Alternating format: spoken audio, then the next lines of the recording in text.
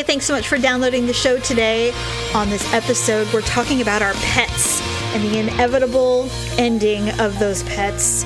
Also, Paula's World, we had some blood work done, and we talk a little bit of celeb news. All of this, plus your H-Ugly and Awkward Moments of the week. Enjoy the show. It's another uncensored look at the world around you, from sisters who will say just about anything to anyone at any time. It's the Uggs. Jamie? Fuck you guys, I made an appointment. Paula? That's some pretty crazy oral, I'm just saying. Uncensored as always, it's time for the ugly truth.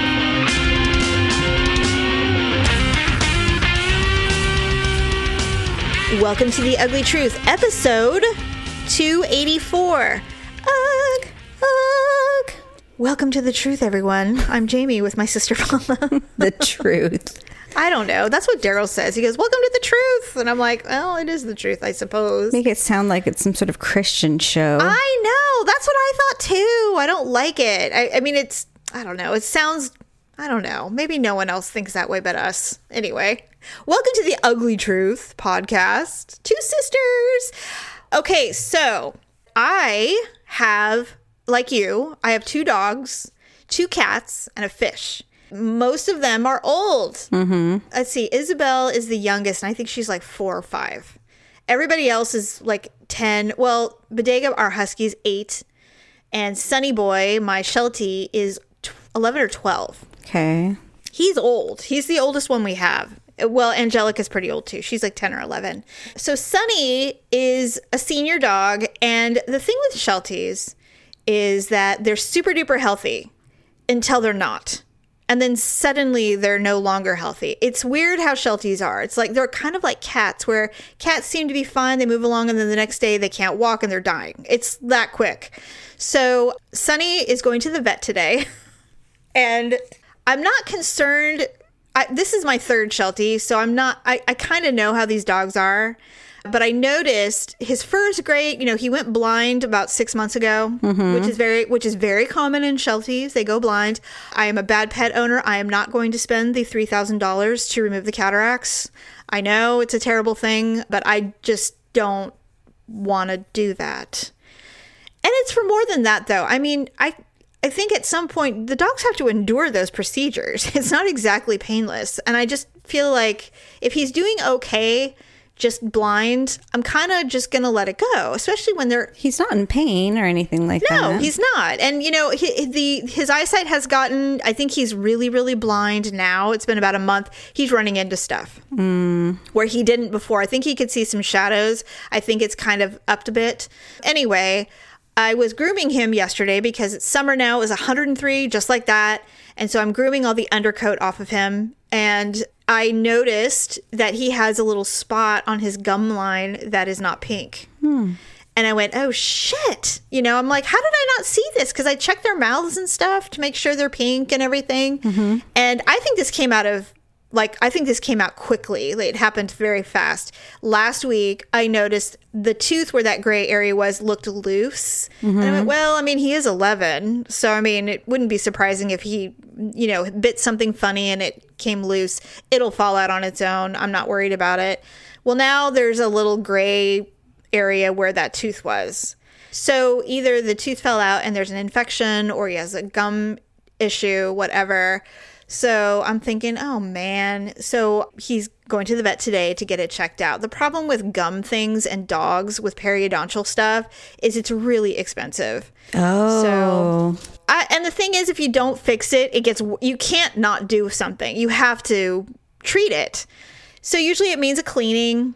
And the thing is that they do have to anesthetize them a bit. So it's like, he's old. He could potentially not make it. Oh. So I'm a little stressed, because I don't really want him to be in any kind of pain, and you can't have nothing rotten on you ever. So I have to deal with it. But I'm a little worried because this is the kind of the beginning of the end with this dog, and I'm kind of stressed about it because although I've always been I'm always prepared for the life of a pet to go, you know, to end. Right. I'm okay with it. I've said goodbye to many. It's always sad. They're always special. But it's this part where you start to bargain and you start to go, well, if we do this, then, we'll prolong the inevitable for for however long this is. The problem with animals, it's not like people. It doesn't necessarily prolong the inevitable. If they're done, they're done.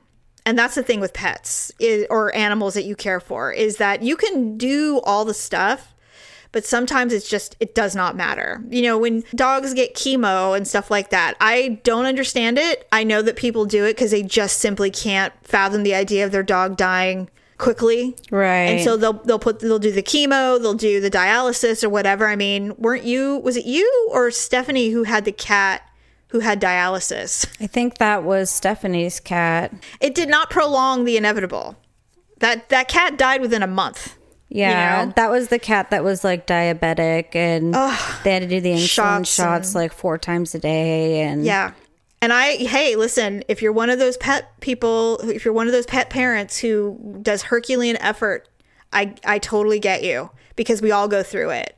I remember we had a cat that Tyler had adopted, and he was in renal failure, essentially. And the vet said, well, I mean, we can do all of this stuff. It's going to be about $3,000, and there's no guarantees. And Tyler, who is a kid, essentially, he even knew, first of all, it's painful for the animal. That's the thing. Right. And Daryl and I, we told Tyler, we're like, we'll do it. We'll pay for it. Which, when you're watching that happen, you're like, take my credit card. Right. You want to save it. You don't want anything to die. No one does. But the reality is the vet's like, look, we'll do it, but, let's be humane about this. Okay? Yes, there's an option. Because we would never just say, forget it. We'll give you the option. But the cat is suffering. And it's a painful procedure. And I'm like, I can't do it. I can't do it. I'd rather grieve than have the cat suffer. And Tyler's just like me.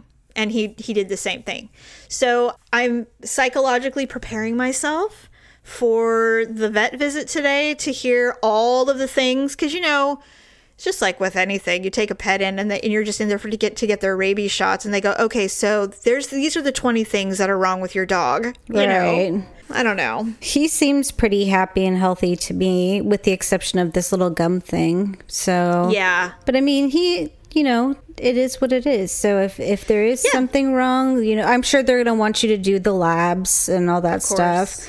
And so, they'll show you the heartworm little what is it, vial, the little mannequin or whatever that thing is. They'll go, this is I know they'll do it, but this is what happened when an infected flea gets into their hearts or something like that. And I'm just like, well, we do the flea treatments every month. Well, that's just saying, sometimes you don't know. And I'm just like, stop upselling the heartworm stuff. They upsell everything. They do. So it's a business, Yes, of course. They don't make their money on rabies shots. No, they don't.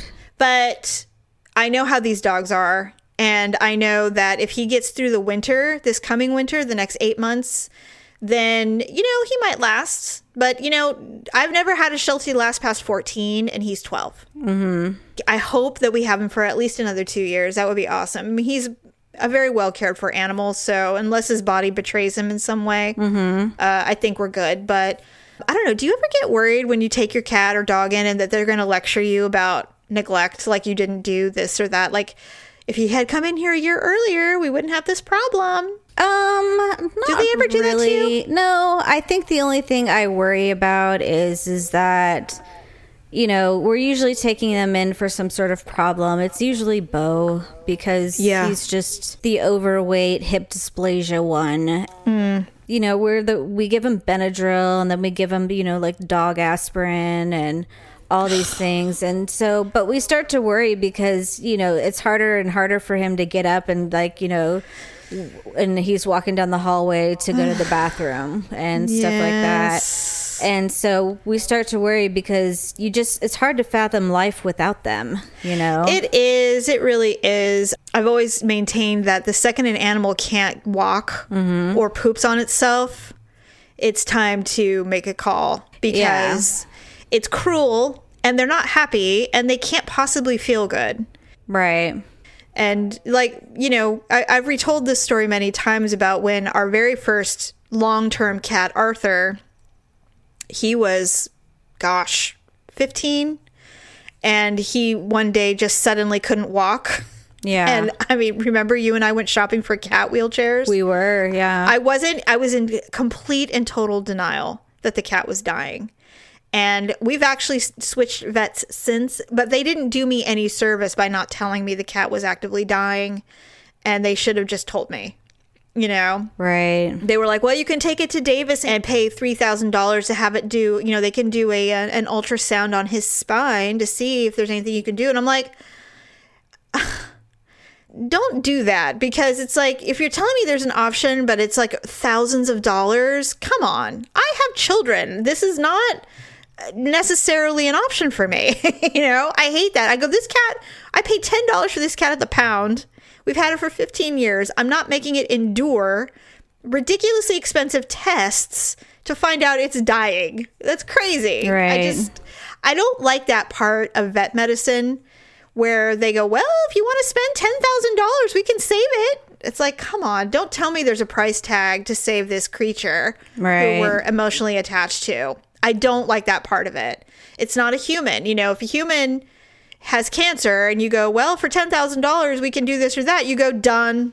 It's a human. Right. But when it's an animal, I know that people consider their animals children, and we humanize our pets because, you know, we have an emotional attachment.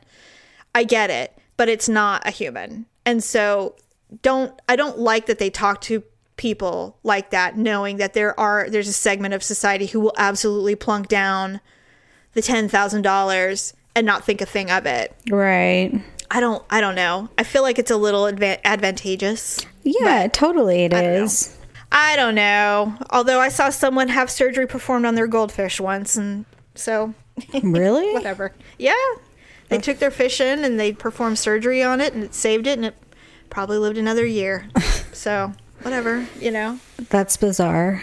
Maybe I'm just heartless. No, you're not. You're just realistic, and you also have a healthy understanding of, you know, not the pecking order, but, you know, animals and their mortality. You know, they don't live as long as people, and you know, and you've had the same breed of dog, and you know their lifespan for the most part, and you know that when things start to go downhill, it pretty much means the scales have tipped, and it's, you know, and you're not going to invest a ton of money in something like,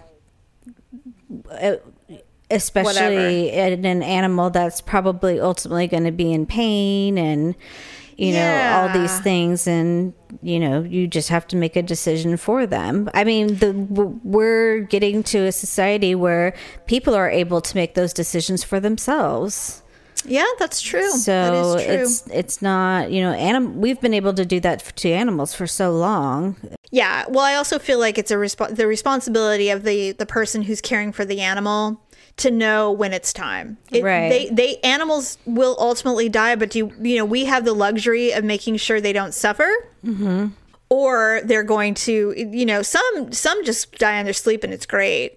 But like our mom's dog who had a collapsed trachea, you know, that's not something, I mean, a dog will ultimately die from that, but now we have the privilege of making sure they don't suffer that long, arduous process of suffocating to death. That's terrible. We can put them down before that gets to that point, you know. Right. I mean, I worry about my animals because they're older too. Toby, our cat, he's going to be 14 this year. Yeah. Well, luckily, I mean, cats, if they're hardy, and you never know, especially if you get a rescue or something like that, those things can live to be 20, 25 years old. I mean, they can live a long time. And, you know, really, I think Angelica, our senior cat, she's going to live forever, man. That thing's never going to die. She just is never, ever going to struggle. We'll just wake up and she'll be asleep forever. You know what I mean? Yeah. Yeah, Toby doesn't really have any, I mean, he's got his quirks, but I mean, there's health-wise, there's nothing wrong with him. Do you know that there are specific doctors who only work on animal eyes? Really? There's like animal ophthalmologists. It's bizarre. Well, I think cataracts are a real thing. And so you can go and they specialize just in that. I wish it wasn't so pricey because I did consider, well, Malia, she's like, Mama, let's just do one eye. Let's just do one of his eyes. And I'm thinking about it. But I'll see how the vet goes today. And if she's like, yeah, this is one of those things, you could just have it be done with it. I'd be like, well, maybe I'll do it. Oh, no. Fully expect that they're going to pull like 7 of his teeth. That's how it goes. I hope not. His teeth look good. I looked at them yesterday. He definitely could use a toothbrushing. We give them greenies, but it's not working. So he's going to need a tooth cleaning for sure. Seems like every time Mom took her dogs to the dentist for like one bad tooth, they came home and they pulled like 8. They're like, well, Maxie had 3 teeth pulled today. And I'm just like, are you kidding me? I'm like, she went in for 1. Yeah. Or she went in for a cleaning, Well, they just did it. It's like, okay. But I think it's actually, gum disease is actually fairly common in dogs when they're old. It's just one of those things. Yeah, so it is. You can get their teeth cleaned as much as you want. It ain't gonna matter. So anyway, hopefully everything will work out. I'll tell you, obviously. Yes. But speaking of medical, it looks to me like you had to get some lab work done. I did. So I'm on some medications that could elevate certain blood levels, and also one that could affect the kidneys. Mm-hmm. So I had to go and get a blood draw done. And so one of the ones is, hold on a second. Okay. I feel like the Princess Bride where there's that guy in the torture chamber where he's just like, don't even think about, and then he's like don't even think about it, lady. That's funny. Anyways, so I had to do a fasting blood test, but then one of the medications I had to do a blood draw exactly 12 hours after I took the medication. All right. And so that one was a little tricky because if you've ever gone to get blood drawn, it could either be really dead in there and you're like, oh, okay, cool. I get my blood drawn. Or it could be like jam packed and I hate that. You're not going to get it drawn on like the 12th hour. And so I went to the website because I'm like, well, I know this place lets you make appointments. Nice. I made an appointment for 9:15. And then I took my pill at 9:15. So I'm like, okay, well, that's good. I know exactly when I get it done. So I walk into the place the next morning. There's like 50 people in there. And so I'm just like, oh, crap. I'm like, even though I made an appointment, I'm like, I wonder if I'm going to like get stuck.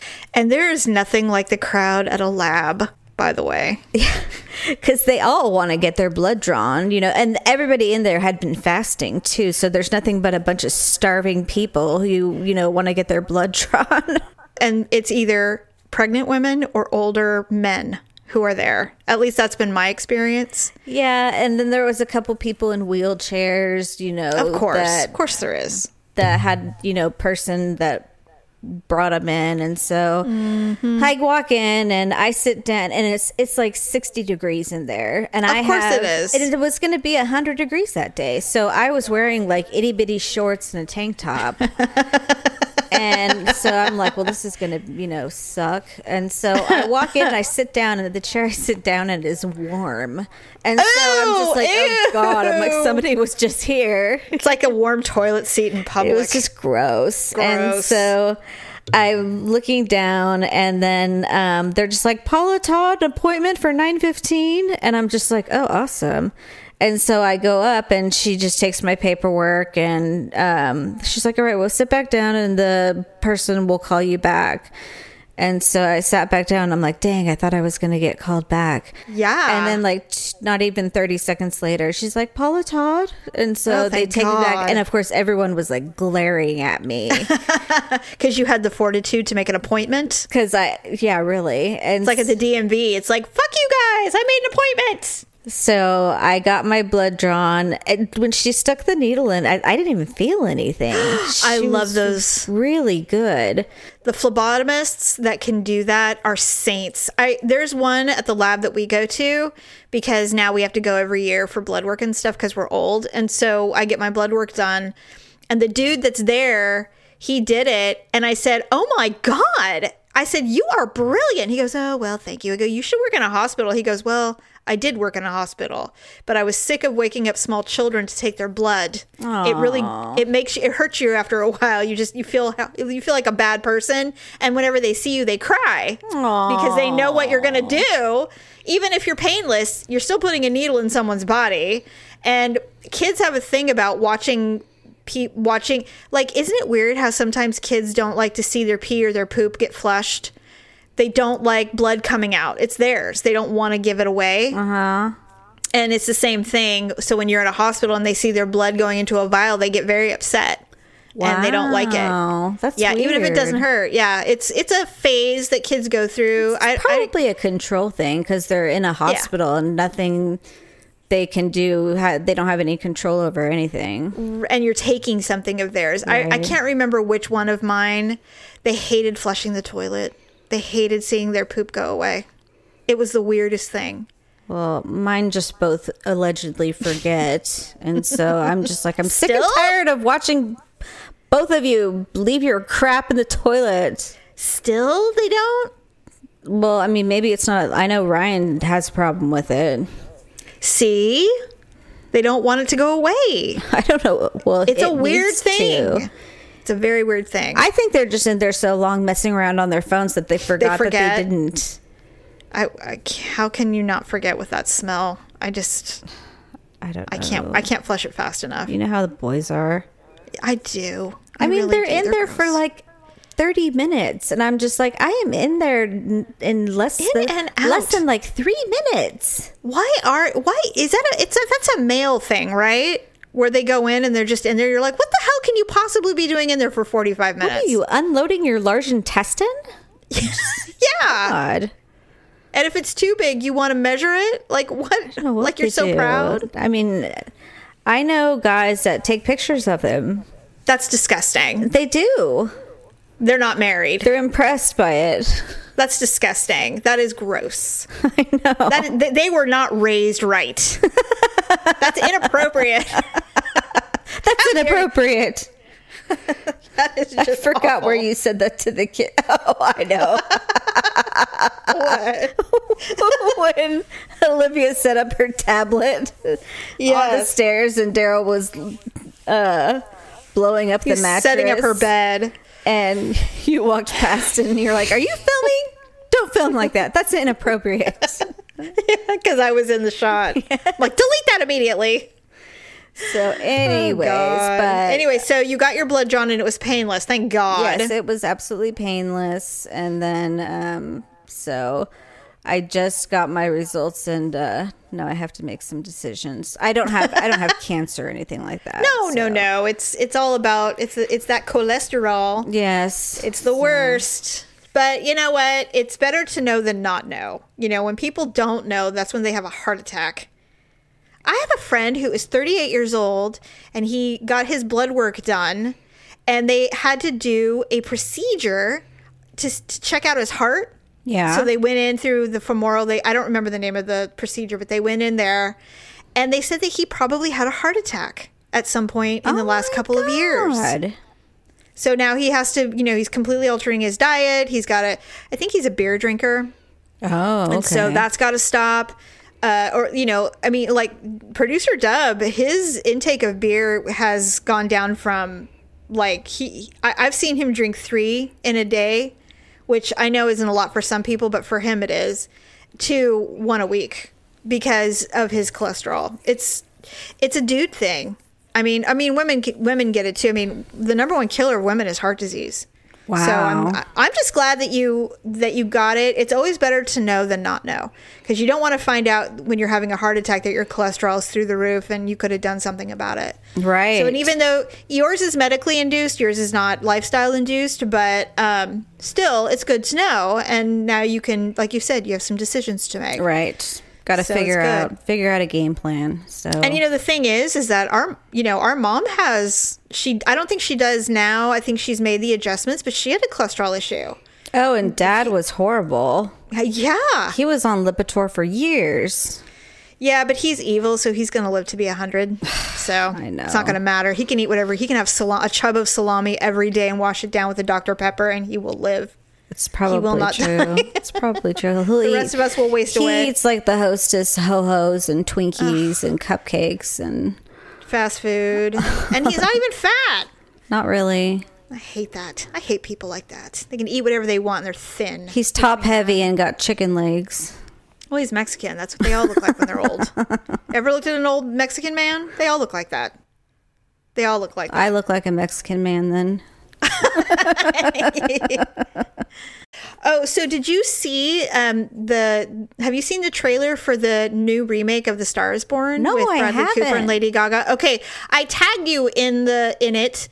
I said I want to go see it. I thought it was just a poster. I didn't realize it was the trailer. Well, no, I don't know. Maybe it was just the poster. But anyway, it's obviously Chris Christopherson and Barbra Streisand did a remake of A Star is Born, which is another remake of an original from like the 30s with Judy Garland. But anyway, the one we know and love is the one with Barbra Streisand. Right. All the songs and stuff. The only thing that I'm kind of bummed about is they're not using any of the songs from the Barbra Streisand version. What? They're all new songs. No way. I know. And I'm like, maybe could Lady Gaga just sing maybe Evergreen at least? Could she at least sing that one? Because I think she's a great singer and I would love to hear her sing a Barbra Streisand song. I think she could definitely pull it off. I didn't know Bradley Cooper could sing. Well, he's got a pretty good voice. I mean, he does Rocket in all the Guardians movies. And, well, you know what? He can just do anything. He can do anything. He's so freaking cute. I swear to God. We'll just stare at him and probably not even notice that his voice sucks. Who cares? He's just so cute. But anyway, he's directing this film as well as starring in it. And this is the movie that Beyonce was initially scheduled to do. Oh. And then she kept getting pregnant, so she ultimately dropped out. Oh. She couldn't do it. And so Lady Gaga came in and did it. And I'm super stoked about it. I can't wait. I like both of these people. And, you know, the thing is that how good of an actor do you really need to be in a film like this? It's mostly about the singing portion. Right. And the performing and all of that. And so I'm looking forward to that. And Bradley Cooper looks great with long hair and a beard. I'm like all in. I am all in. And she looks great. She looks so good. Well, she's a good actress. That's what I hear. I did not watch Horror Story when she was in it. I watched it a little bit, but I don't remember. But she got an award before it. She got a SAG award, I think. She did. You're right. She did. That's when when her butt hit Leonardo DiCaprio, and he gave that look like ew. Oh yeah, that's right. I forgot. She ass checked him. Oh, so speaking of Leonardo DiCaprio, okay, so you know who Tiffany Haddish is, right? No. Okay, you do know. She's a comedian. She does. Let me see. She was in Girl Trip, which I know you didn't see. I did. It's hilarious. Oh shit. Well, anyway, she's the next big thing. She's a big up and comer. Okay. And she's everywhere right now. So she was at some big party where Leo DiCaprio was there, and she walked right up to him and she said, "Hey, I want to have sex with you," or something. Like she literally just straight up propositioned him. Mm-hmm. I've got to find it. Hold on. I got to read it because it was in an interview she did. She's on the cover of Hollywood Reporter. Tiffany Haddish reveals the bizarre way she asked Leonardo DiCaprio to sleep with her. Yeah. Can you read it? Yeah. Hold on. Do you have the quote? I asked him. Okay. I asked him if he'd let me hit that. He's like, "Tiffany, you're so funny." I'm like, "I'm serious." And then he goes, "I mean, I do it, but I was like, come on, wasn't you in a squad? The Coochie Squad or something," she said, referencing the P Posse. Yeah, he was in a group called the Pussy Posse. Oh, that DiCaprio was famously a part of with friends Tobey Maguire and Kevin Connolly. She then revealed she had a very specific request for the Titanic actor. "I told him my only stipulation, I want to do it with you as your character in What's Eating Gilbert Grape."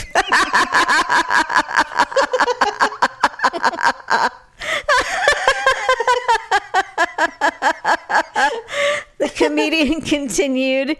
He starts busting up laughing. Why, he asked. And I say, because I feel like that performance deserves a real reward. And that reward is gestures at her own body. I would laugh so hard if someone said that to me. I would almost be like, okay. I know. How do you say no?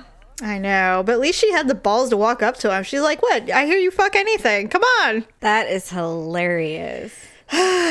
So brave. So Jamie Foxx is being sued or something for slapping his penis on a woman. It's also known as the mushroom stamp. Yeah. Why would you ever report that? Why do I know that? No, I knew I knew what it was, Oh, but I'm okay. like, why would you ever tell someone you were offended by that? If you were looking at his penis, there have been some steps prior to that, right? It's not like he just walked up to someone, pulled down his underwear, and smacked them with a penis. Well, she's probably trying to get in with all these sex crimes or... Yeah, and first of all, he's denying it. Well, he should be if he's supposed to be with Katie Holmes, but... Well, I think this happened like 15 years ago. And I'm thinking, look, it's memorable. If Jamie Foxx smacks you with his penis, you don't forget. But why would you say... I would be like, it was so hot. You know, we were doing whatever and... Getting crazy. You know, it's so big, it just like slapped my inner thigh. I'd be like, I would be telling that story at parties. Unless it smacked you in the face.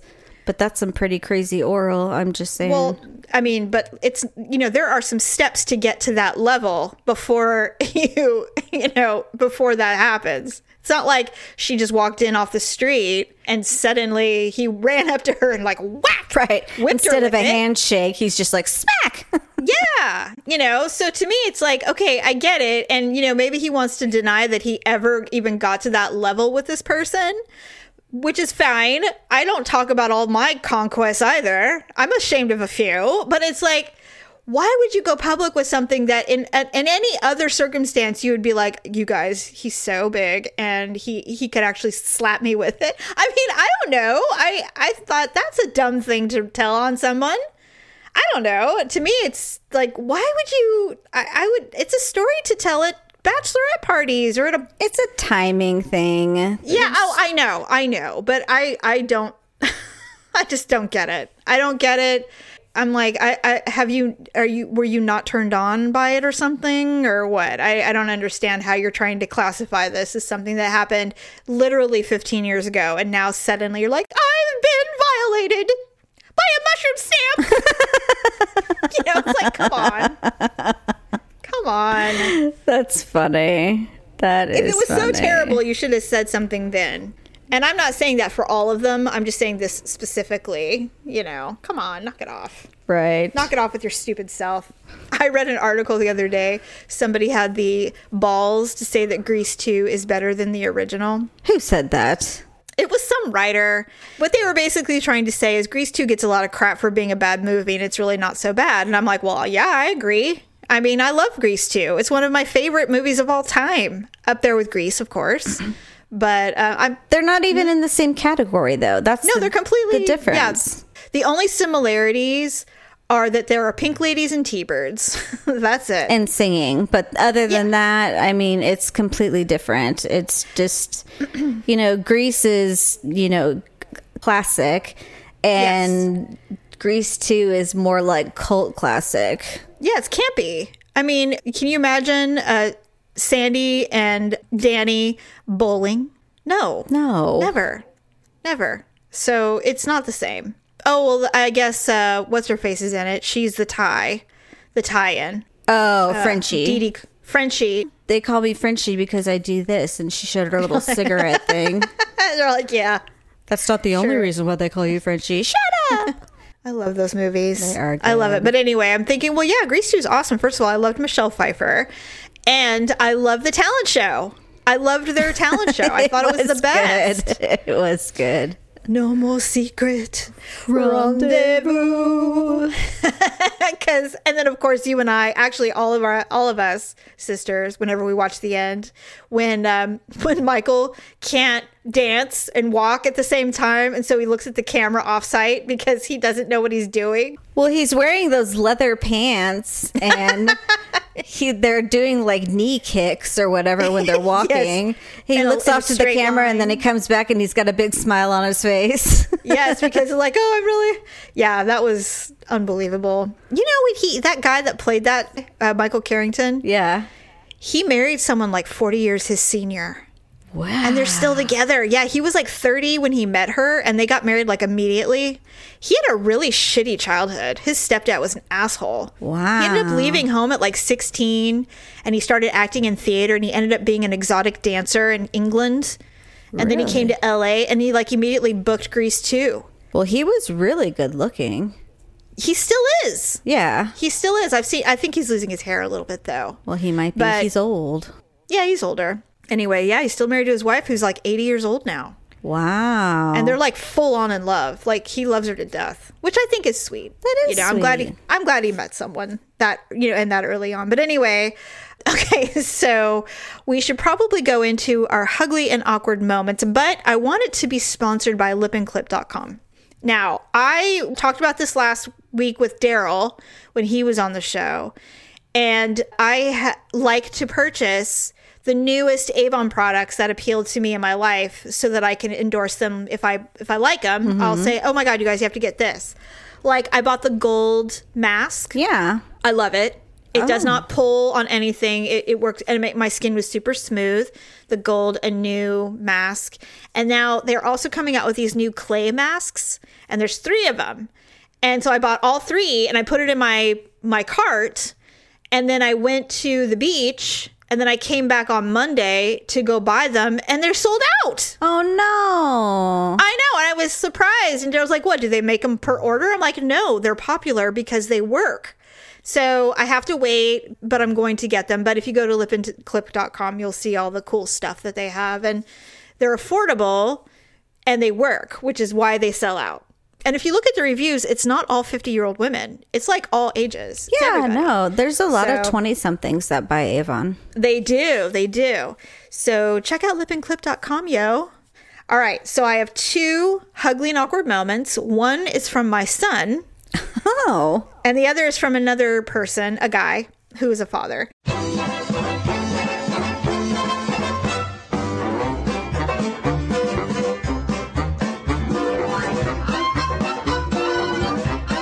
So here's the first one. This was relayed to me. We took Tyler out to dinner. He was having a rough day. And so we decided to take him out for dinner and kind of let him, vent and talk to us about his life and stuff like that. So he was saying they were hungry and they were bored. And so they were like, what would be really good is some Philly cheesesteaks. He goes, so I Googled who has the best Philly cheesesteaks in Sacramento. And he found this place, and it's called Twin Peaks. Now, he's a huge fan of the show Twin Peaks, as was I. I watched the entire show when it first came out, and it blew me away. And he's really into it. And he's like, oh my God. He goes, there's a themed restaurant for Twin Peaks in Sacramento? I didn't even know. So they get in the car. And not only that, they have great Philly cheesesteaks. So we get in the car, and we drive, and we go up to the parking lot. And by we, it means him and his girlfriend. He and his girlfriend. Okay. They pull into the parking lot.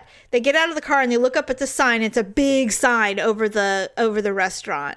And his girlfriend looks at him, and she goes, do those look like boobs to you? The mountains?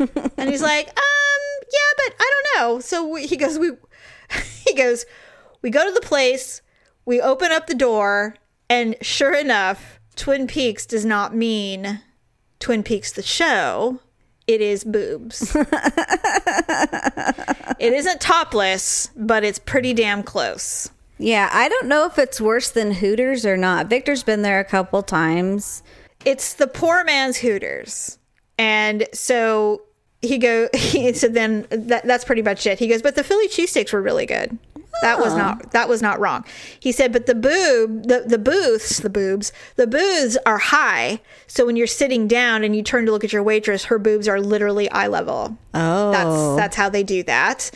And I said, well, how was it? He goes, well, the girls were not that attractive. And I said, okay, but how was the food? He goes, it was good. He goes, but it was really sad, Mom. He goes, there were families in there. And I said, well, if they have good Philly cheesesteaks. I said, those places like Hooters and Twin Peaks, apparently, which is not the show, but the Twin Peaks of a woman. Right. They tend to have really good food. They just do. And they make it really easy for families to come, and, you know, the kids usually eat free or whatever. It's very tip based. I go, did you tip her well? He goes, well, I tried. Okay, good. He goes, but it was really hard ordering food from her. And I said, yeah, well, he's not a boob man, apparently, so it wasn't that enticing for him. Gotcha. But yeah, I thought that was really funny. I'm like, yeah, that's awkward. That's very awkward. But how sweet that he's so naive. He thought it was the show. I know. And not women. That's I thought cute. that was really cute. It was an awkward moment for him, though. He felt like a dummy. He's like, oh, I guess we should just go in. So they did. Okay, here's the second one. This one was really funny, because things like this happen to me too. Not in a while, but I have this is from a dad. I have an 8-month-old, and I like to take him to the park and go on nature walks. He's in a stroller. I got to a point on the boardwalk where the forest breaks and it looks out on a big ass lake. So we stopped and I took him out of his stroller to take in the majesty. Well, I was holding him like he likes to be held, where his back is to my chest and he's facing out. My arms are under his butt. So he's kind of sitting, and I know what that means. He was fine and just looking at the world. But right when a couple came around the corner, he started having one of his normal baby fits where he decided that he was bored as fuck and wanted to scream at the top of his lungs. So this couple turns the corner and sees me holding my baby in a weird position near a railing overlooking the lake, and he is screaming. Oh my God. It looked like I was trying to throw him into the lake, and I put on my best, I'm not a murderer, and I continued, and I walked swiftly away to continue our walk. And I'm like, oh God, you know what? Kids will betray you. Of course they will. Betray you as quickly as terrible. You think. You're trying to have this deep moment with your son and you're bonding over the nature, and then they're like, no! And then it's over. Screaming. Oh my God, and that's kicking terrible. And God, if the baby had done the arch back, he could have slid right into the water. Well, I'm sure he had a firm grasp on him. Well, especially when they start screaming. Yeah. I want Tyler to win this week. The Philly cheesesteaks, Twin Peaks, he wins 10,000 points.